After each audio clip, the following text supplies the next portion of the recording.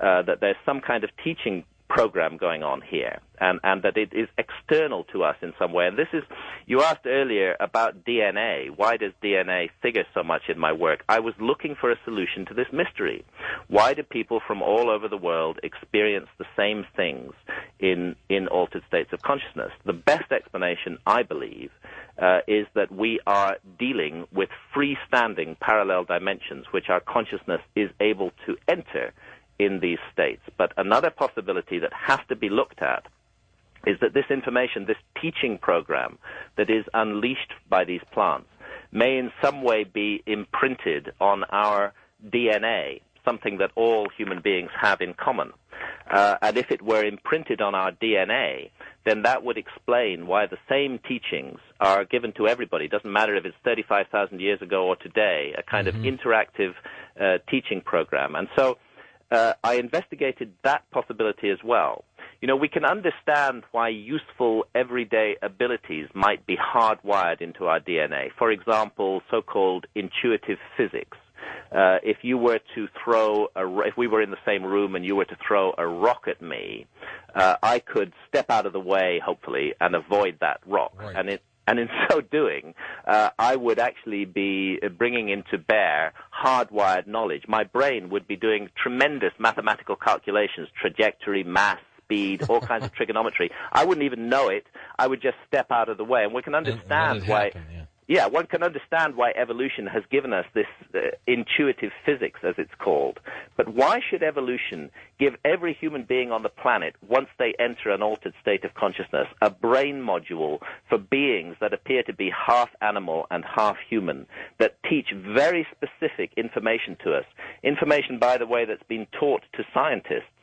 Francis Crick, the Nobel Prize winner, who won the Nobel Prize for discovering the structure of DNA itself, admitted shortly before his death in 2004 that he had been under the influence of LSD when he first saw the double helix pattern. It was a teaching given to him in a vision. So the other possibility that we have to consider is that some intelligence may have written this information onto our DNA, perhaps written it on the first DNA that ever appeared on this planet, and it has been conserved and passed down ever since across billions of years of evolution until finally a creature evolved that was able to read that information, and that creature is us. And in order to read it, we need to be in altered states of consciousness. But to explain that parallel inquiry that I undertake in Supernatural, I need to tell you a little bit more about the amazing Nobel Prize winner Francis Crick and the extraordinary ideas he had about how and why life first started on this planet. Well, he was a genius, obviously deserved his Nobel Prize, and did a lot of hard work. David Icke, by the way, you know David, wanted to entice me by going on a field trip with them, and he said, I'll get you some ayahuasca. And I just said, you know, David, I'm not going to take this trip this time.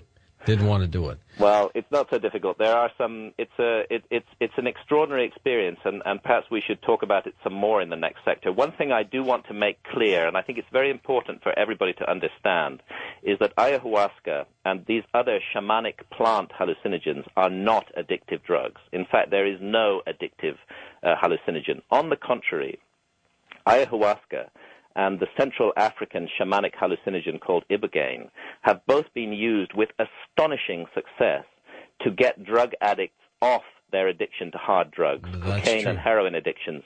Up to 50% of cocaine and heroin addicts who undergo a course of treatment with ayahuasca, which I think is properly thought of as a medicine rather than a drug, up to 50% abandon their addiction without withdrawal symptoms and never return to it. And healers are quietly working with these substances all over the Western world today, but our governments will not accept them because they consider them to be quote-unquote drugs like any other drugs. But their fantastic healing effect is very, very clear.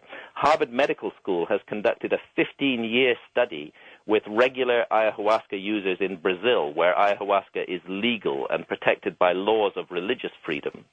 And there they have found only positive effects. They have not found any negative effects. People who were alcoholics before are no longer alcoholics as a result of drinking ayahuasca. People who used to beat their wives now have happy and calm family lives. They've become positive, contributing citizens, and across the board there's been a 6-point increase in IQ. So I think we have to think again about this substance. It's very hard work to drink it, and I'll tell you about this in the next segment. It makes you very ill. You vomit. You have diarrhea, but you have these extraordinary, life-changing, and healing encounters. I do know of examples personally of people who've even been cured of cancers following the drinking of ayahuasca. So a whole new field of information has to come out about this substance.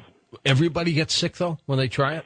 Almost everybody does suffer from vomiting and diarrhea. One of the names that it's known by in the Amazon is the purge, and this is very difficult for us in Western society to deal with, especially in a public setting. But I think it teaches us a very important lesson, which is to let go of our bodies and concentrate on this majestic thing that we have, which is called our minds, our consciousness.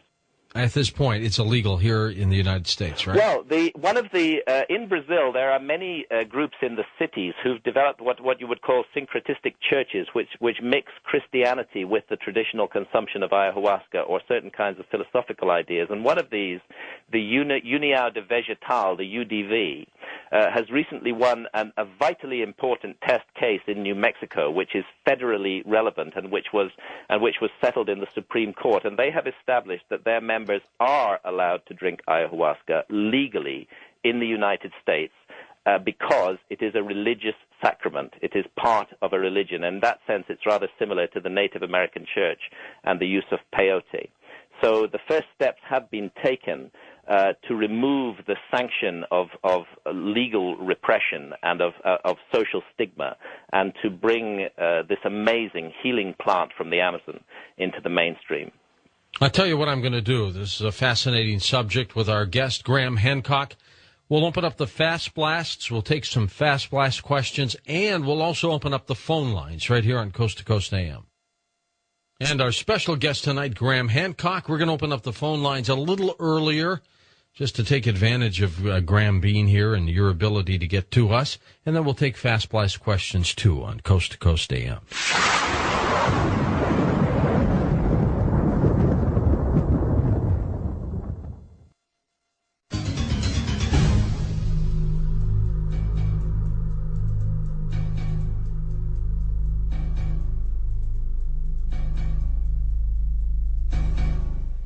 So, Graham, as you write, about 50,000 years ago, humankind couldn't do much, and then all of a sudden there was this dramatic evolution, this incredible brain power that we possess today.